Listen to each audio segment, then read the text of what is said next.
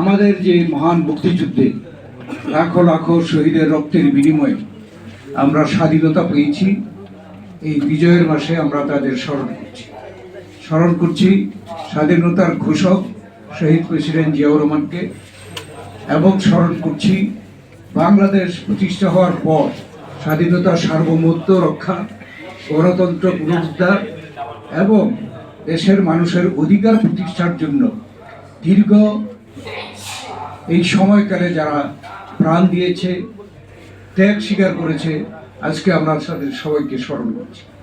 ধন্যবাদ জানাই এই পিপলস পার্টির নেতৃবৃন্দকে যে এই সময় অত্যন্ত সময় উপযোগী একটি আলোচনার সূত্রপাত করেছেন। কেননা স্বাধীনতা, সার্বভৌমত্ব, গণতন্ত্র প্রতিষ্ঠার জন্য নির্বাচন প্রয়োজন। আমরা যদি আমাদের এই মহান এই বিজয়ের মাসে আমরা যদি মুক্তিযুদ্ধের কথা চিন্তা করি, তাহলে মুক্তিযুদ্ধের চেতনা ছিল কি, কিসের জন্য জাতি এত বড় ত্যাগ স্বীকার করেছে?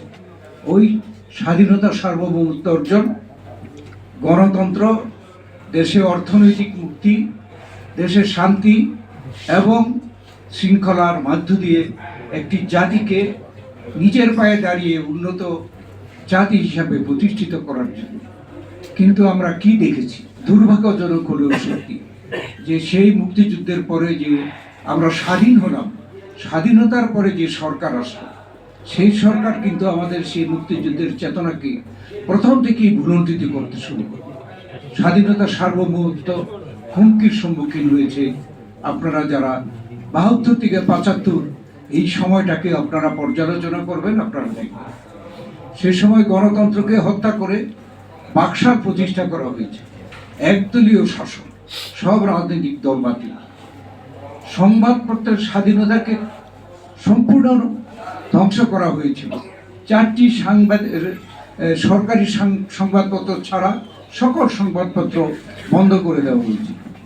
এমনিভাবে সেই সময়ই এই হত্যাকাণ্ড এবং বিচার বহির্ভূত হত্যাকাণ্ড, গুম, খুন এগুলো প্রচলন হয়েছিল, যার জন্য কিন্তু এই বাংলাদেশে 3.5 বছরে স্বাধীন হওয়ার 3.5 বছরের পরেই কিন্তু একটা পরিবর্তন, বিরাট পরিবর্তন এসেছে।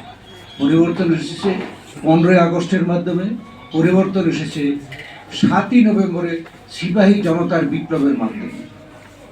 তারপরে এদেশে শহীদ প্রেসিডেন্ট জিয়াউর রহমানকে যে সিপাহী জনতার বিপ্লব ক্ষমতায় বসেছিল, শহীদ জিয়াউর রহমান এদেশে কিন্তু বাকশাল বাতিল করে দিয়ে বহুদলীয় গণতন্ত্র প্রতিষ্ঠা করেছিল এবং আমাদের যে জাতিসত্তার পরিচয়, পূর্ণাঙ্গ জাতিসত্তার পরিচয়, বাংলাদেশি জাতীয়তাবাদ এদেশে প্রতিষ্ঠা করে গেছে।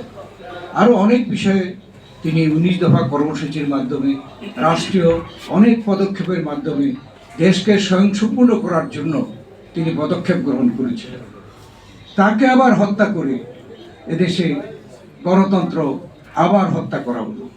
হোসেন মোহাম্মদ এরশাদ এখানে গণতন্ত্র হত্যা করে শাসন ক্ষমতায় এসেছিল। আবার এই হোসেন মোহাম্মদ এরশাদকে কিন্তু 91-তে এই গত করলো যে 6 ডিসেম্বর গেল, সেই দিন তার পতনের দিন এবং এদেশে একটি স্বৈরাচারের পতন কারা করেছে? ছাত্র জনতার গণ অভ্যুত্থান। তারপরে আমরা দেখলাম যে এর পরে এরশাদের পতনের পরে আবার গণতন্ত্র প্রতিষ্ঠা হলো। বেগম খালেদা জিয়া 3বারের প্রধানমন্ত্রী, তিনি যাতে করে এদেশে সুষ্ঠুভাবে, সুন্দরভাবে নির্বাচন হয়, জনগণ যাতে স্বাধীনভাবে ভোট দিতে পারে তাদের পছন্দের প্রার্থীকে, সেই জন্য তিনি নির্বাচন পদ্ধতিতে তত্ত্বাবধায়ক সরকার ব্যবস্থা প্রণয়ন করেছেন এবং এই শেখ হাসিনা তত্ত্বাবধায়ক সরকার ব্যবস্থা ক্ষমতায় এসে বাতিল করে দিয়ে, আপনারাই বলেছেন যে গত 16 বছর, কেউ বলেন 17 বছর, 111-কে ধরলে দায়ী হয়ে 17 বছর এই দেশের মানুষ কিন্তু নিজের স্বাধীনভাবে ভোট দিতে পারেনি। গণতন্ত্রকে হত্যা করে গায়ের জোরে ক্ষমতায় টিকে থাকার জন্য এই শেখ হাসিনা নিজের স্বৈরাচারী হয়েছে এবং সেই জন্যই কিন্তু বাংলাদেশের যারা লুণ্ঠনকারী, ব্যাংক লুট করেছে তারা, যারা প্রজেক্টের নামে টাকা তুলে বিদেশে পাচার করেছে তারা, এইসব সুবিধাবাদী লোকরা শেখ হাসিনাকে সমর্থন দিয়ে শেখ হাসিনাকে পূর্ণ স্বৈরাচারে পরিণত করেছিল। যার প্রতিবাদে আমাদের যে 16 বছরের আন্দোলন, এই 20 দল নিয়ে আমরা আন্দোলন করেছি, তার চূড়ান্ত যে আন্দোলন বৈষম্য বিরোধী ছাত্র গণ অভ্যুত্থান রূপ লাভ করে জুলাই আগস্ট মাসে। 5ই আগস্ট হচ্ছে সেই দিন, যেই দিন স্বৈরাচারী এরশাদ আর স্বৈরাচারী হাসিনা পদত্যাগ করতে বাধ্য হয় এবং দেশ থেকে পালাতে বাধ্য হয়। আমি এই কথাগুলো বললাম এই জন্য, আজকে যে প্রশ্ন উঠেছে যে নির্বাচন প্রয়োজন, তার সাথে অনেকে বক্তারা বক্তব্য রেখেছেন যে ষড়যন্ত্র হচ্ছে দেশে। এটা কিন্তু আমাদের সকলেই নজরে আসছে। ছোটখাটো বিষয় নিয়ে আজকে রাস্তায় নামছে।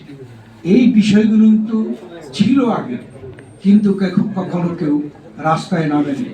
আজকে মনে করা হচ্ছে যে এই যে নিরপেক্ষ যে অন্তর্বর্তীকালীন সরকার, এই সরকার বোধহয় দুর্বল, এটা মনে করা হচ্ছে।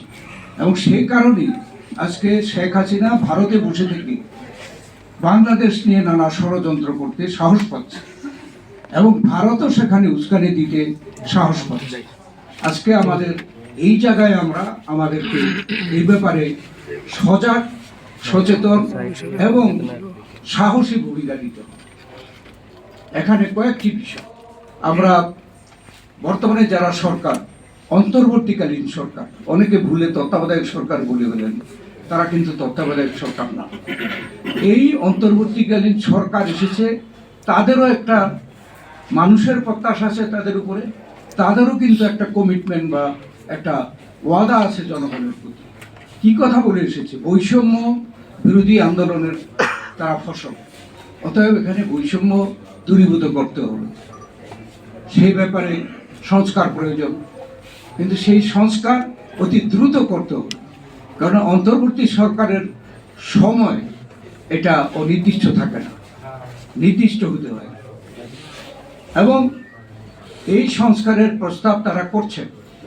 আমরাও বিভিন্ন সময় সরকারকে বলছি যে সংস্কার কোনো এককভাবে একটি সরকার একটা দিন তারিখ ঠিক করে শেষ করে ফেলতে পারবে, সংস্কারকে কার্যকর করতে পারবে, এমন কিন্তু এটা স্বাভাবিক না।